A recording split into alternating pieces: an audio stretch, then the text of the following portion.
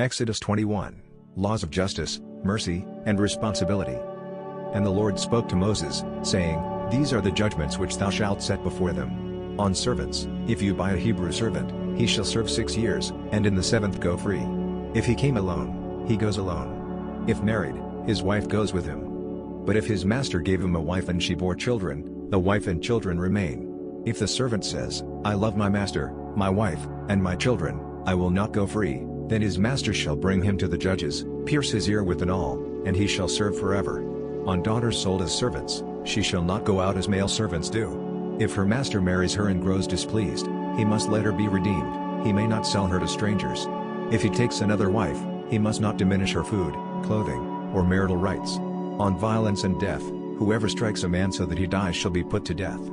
But if it was not premeditated, there is mercy, he may flee to a place of refuge. He who schemes and slays shall be taken even from my altar to die. He who strikes his father or mother shall surely be put to death. He who steals a man and sells him, or is found with him, shall be put to death. He who curses father or mother shall also die. On injury, if men quarrel and one injures the other but he recovers, the striker must pay for lost time and ensure full healing. If a man strikes his servant and the servant dies under his hand, he shall be punished. But if the servant survives a day or two, the master shall not be punished, for the servant is his money.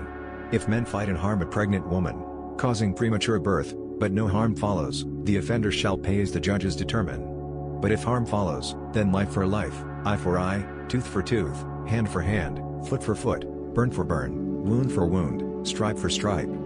If a master strikes out the eye or tooth of a servant, the servant shall go free for the injury. On animals.